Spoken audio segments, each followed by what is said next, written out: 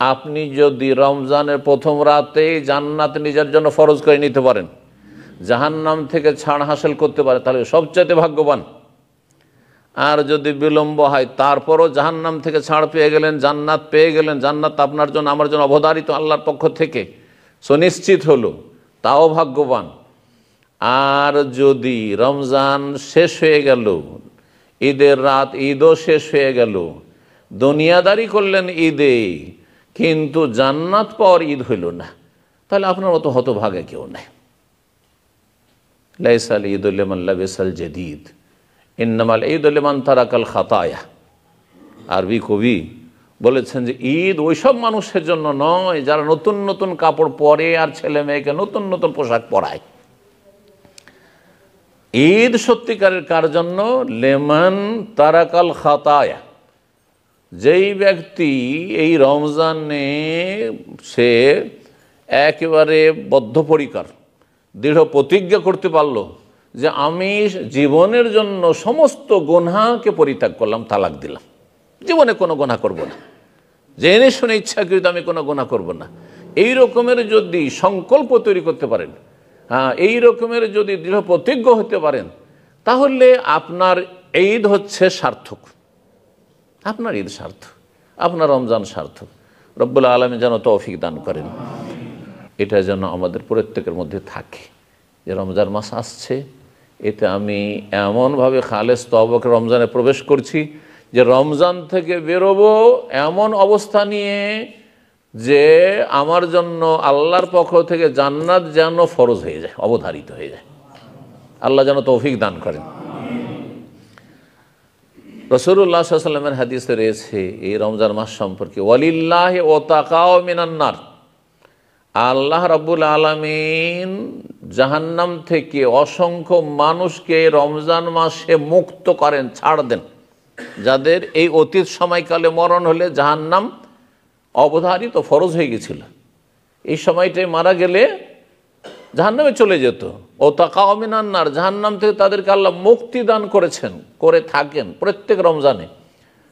শুধু একদিন, শুধু কদরের রাতে না, বলছেন ওয়াজালিকা কুল্লা লাইলা, এটি প্রত্যেক রাতে। পহিলা রমজানে এত হাজার, এত লক্ষ, এত কোটি মানুষকে জাহান্নাম থেকে আল্লাহ ছাড় দিলেন, দ্বিতীয় রাতে এইরকম, তৃতীয় রাতে এইরকম, শেষ রাত পর্যন্ত চলতে থাকে।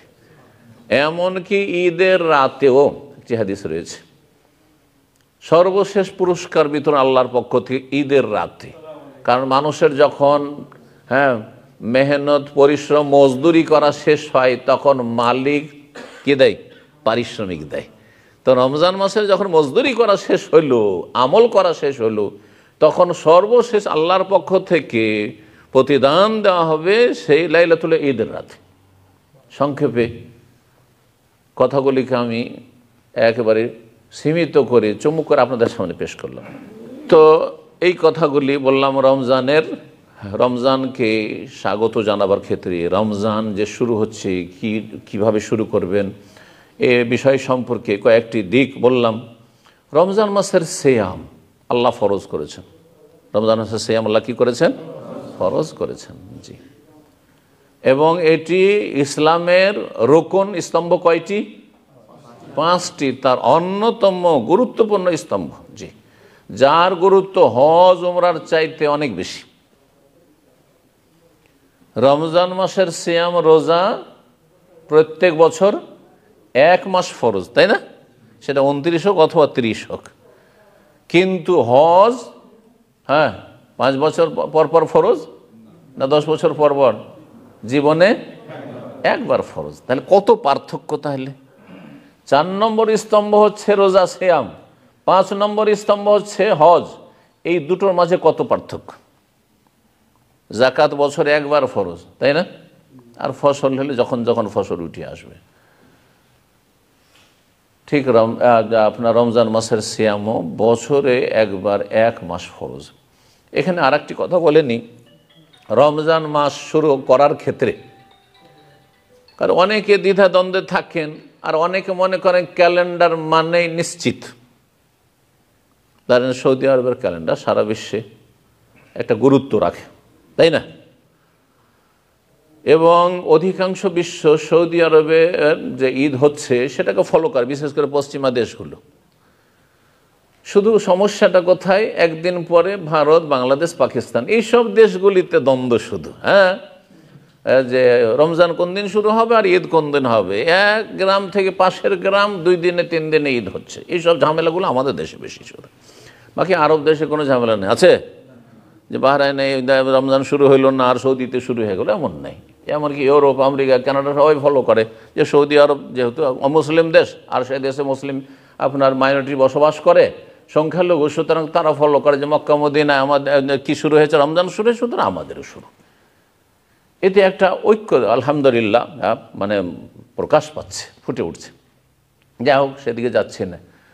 যে দিকটা আমি বলতে চাইছি সেটা হচ্ছে যে আগামী এই জুমা, এই যে জুমার রাত শুরু হয়েছে, জুমার দিনটা কি বললাম 29শে শাবান। এরপরে রমজানকে নিশ্চিত না সম্ভাবনা? সম্ভাব্য, তাই না?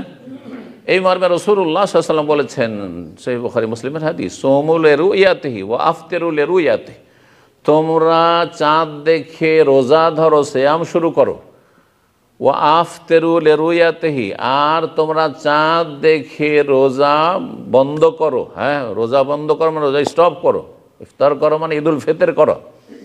ফাইন গুম্মা আলাইকুম, আকাশ যদি কি হয়, আকাশে যদি মেঘমালা থাকে, আকাশে যদি পরিষ্কার না থাকে আর চাঁদ দেখা সম্ভব না হয়, তাহলে কি করবে?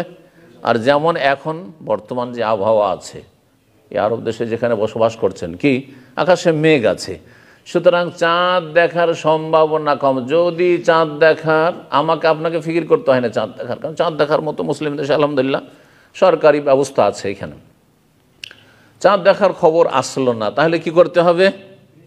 ফাআকমিলুল ইদ্দাতা শাবানা সালাসিন, তাহলে শাবানকে 30 পুরা করে নাও।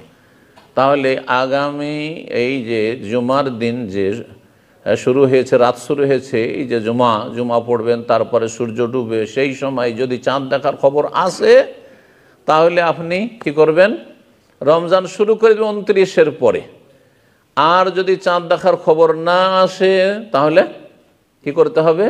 ফাআকমিলুল ইদ্দাতা শাবানা সালাসিন, শাবানের 30 পুরা করে না, তাহলে শনিবারে শাবানের 30 হবে, আর রোজা শুরু হবে রবিবার থেকে। তাহলে শনিবারও রোজা থাকতে হইতে পারে, মানে আগামী রাতে সাহারি খেতে হইতে পারে।